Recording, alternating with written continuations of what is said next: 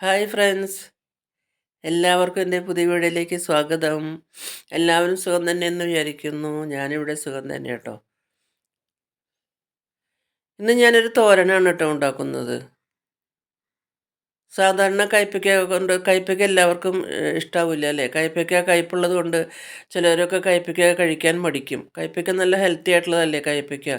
അപ്പോൾ കയ്പ്പയ്ക്കയുടെ കയ്പ്പ് അറിയാതിരിക്കാൻ വേണ്ടിയിട്ട് ഞാനൊരു ഏഹ്, തോരൻ ഉണ്ടാക്കുന്നത്. അതെങ്ങനെയാണ് കയ്പ്പില്ലാതെ തോരൻ എങ്ങനെ ഉണ്ടാക്കണം എന്ന് നമുക്കൊന്ന് കാണിക്കാം കേട്ടോ. വീഡിയോയിലേക്ക് പോകാം.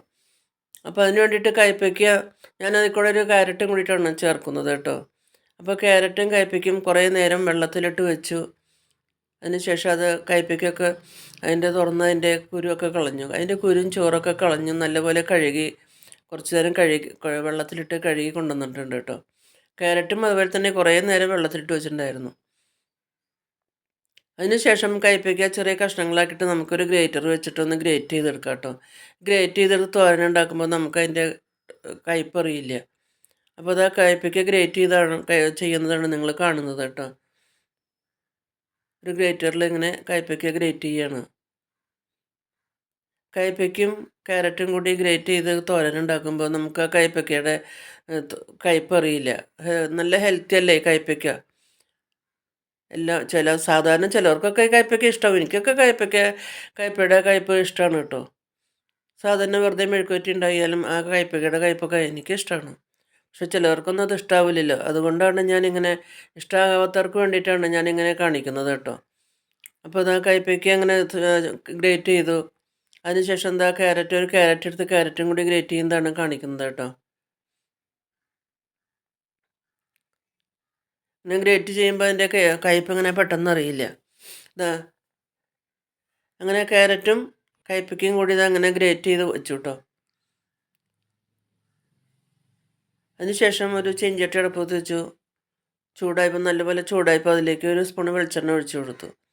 ആ വെളിച്ചെണ്ണയിലേക്ക് ഒരു സ്പൂണ് കടലപ്പരിപ്പാണ് കേട്ടോ. കടലപ്പരിപ്പ് ഒന്ന് പൊട്ടാൻ തുടങ്ങിയപ്പോൾ അതിലേക്ക് ഒരു സ്പൂണ് ഉഴുന്ന പരിപ്പും കൂടി ചേർത്ത് കൊടുക്കുന്നുണ്ട്. അപ്പോൾ കടലപ്പരിപ്പും ഉഴുന്നും പരിപ്പും ചേർത്ത് കൊടുത്തൊന്ന് നല്ലപോലെ ഒന്ന് ഇളക്കി അതിലേക്ക് ഒരു ടീസ്പൂണ് കടുകും കൂടി ചേർത്ത് കൊടുക്കുന്നുണ്ട്.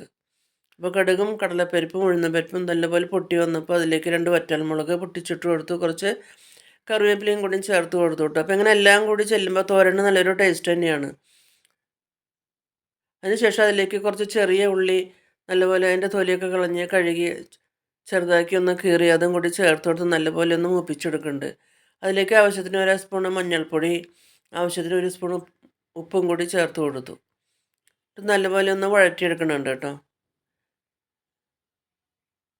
ആ ചെറിയ ഉള്ളിയും ആ പരിപ്പും എല്ലാം നല്ലപോലെയൊക്കെ ഒരുവിധം ഒന്ന് വഴറ്റിയെടുക്കുന്നുണ്ട്.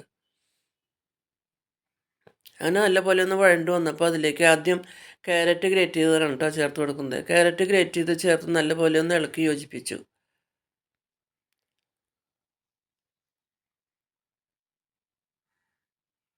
ക്യാരറ്റൊക്കെ നല്ലപോലെ ഒന്ന് ഇളക്കിയതിന് ശേഷം അതിലേക്ക് നമ്മൾ ഗ്രേറ്റ് ചെയ്ത് വെച്ചിരുന്ന കയ്പ്പയ്ക്കയും കൂടി ചേർത്ത് കൊടുത്തു. വീണ്ടും നല്ലപോലെ ഇളക്കിയിട്ടോ. ക്യാരറ്റും കയ്പ്പയ്ക്കയും നല്ലപോലെ ഒന്ന് ഇളക്കി യോജിപ്പിച്ചെടുത്തു. എല്ലാം നല്ലപോലെ ഒന്ന് ഇളക്കി യോജിപ്പിച്ച് ഒന്ന് ഒതുക്കി കൂട്ടിയിട്ടോ. ഒന്ന് ഒതുക്കി കൂട്ടിയിട്ട് നമുക്കൊന്ന് ഒരു മിനിറ്റ് ഒന്ന് അടച്ചു വെച്ച് വേവിക്കാം. അതിൻ്റെ അടപ്പിട്ട് അടച്ചു വെച്ച് നമുക്കൊന്ന് വേവിച്ചെടുക്കണം. ലോ ഫ്ലെയിമിലാണ് കേട്ടോ. എല്ലാം കൂടി ഒന്ന് ഒതുക്കി വെച്ചിട്ട് നമുക്കൊന്ന് ഒരു മിനിറ്റ് ഒന്ന് അടച്ചു വെച്ച് വേവിക്കാം. ആവിയിൽ വേവിക്കാൻ വേണ്ടിയിട്ടാണ് ലോ ഫ്ലെയിമിൽ ഇങ്ങനെ അടച്ചു വെച്ചത്. അത് 2 മിനിറ്റ് കഴിഞ്ഞപ്പോൾ അടുപ്പ് തുറന്ന് നല്ലപോലെ ഒന്ന് ഇളക്കി. കയ്പ്പയ്ക്കൊക്കെ ഒന്ന് വേവാൻ തുടങ്ങി. ഗ്രേറ്റ് ചെയ്ത കാരണം വേഗം വേവും. വീണ്ടും അടുപ്പ് തുറന്ന് നല്ലപോലെ ഒന്ന് ഇളക്കി വെള്ളമൊക്കെ വലിയാൻ തുടങ്ങിയിട്ടുണ്ട് കേട്ടോ.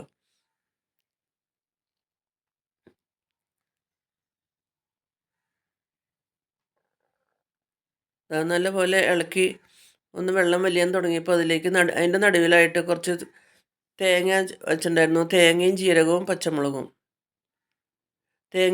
പച്ചമുളകും കൂടി ചേർത്ത് നല്ലപോലെ ചതച്ച് വെച്ചിട്ടുണ്ടായിരുന്നു. അതും കൂടി ചേർത്ത് കൊടുത്തു. അതിൻ്റെ നടുവിൽ വെച്ചിട്ട് വീണ്ടും നല്ലപോലെ 1 മിനിറ്റ് ഒന്ന് വീണ്ടും അടച്ചു വെച്ചു. വീണ്ടും അത് കഴിഞ്ഞപ്പോൾ അടുപ്പ് തുറന്ന് നല്ലപോലെ ഒന്ന് നല്ലപോലെ ഇളക്കി ഒന്ന് വലിച്ചെടുക്കണം. ഇനി നമുക്ക് അടച്ചു വെക്കേണ്ട ആവശ്യമില്ല. എല്ലാം നല്ലപോലെ വെന്തതാണ്. ഇനി നമുക്കൊന്ന് തുറന്ന് വെച്ചിട്ട് അടുപ്പില്ലാണ്ട് തുറന്ന് വെച്ച് ഇങ്ങനെ ഇടയ്ക്ക് ഇടയ്ക്ക് നല്ലപോലെ ഇളക്കിയിട്ട് അതൊന്ന് വലിച്ചെടുത്താൽ മതി. നല്ല ടേസ്റ്റി തോരനാണ് കേട്ടോ. എന്ത് തോരനായാലും നമ്മൾ ഇങ്ങനെ തന്നെയാണ് ഉണ്ടാക്കുക കേട്ടോ. അപ്പോൾ തോരൻ എല്ലാവർക്കും ഇഷ്ടമായെന്ന് വിചാരിക്കുന്നു. ഇഷ്ടമായാൽ ലൈക്ക് ചെയ്യാനും ഷെയർ ചെയ്യാനും കമൻറ്റ്സ് ചെയ്യാനും മറക്കരുത്. പുതിയൊരു വീഡിയോ ആയിട്ട് നമുക്ക് വീണ്ടും കാണാം. Thank you for watching.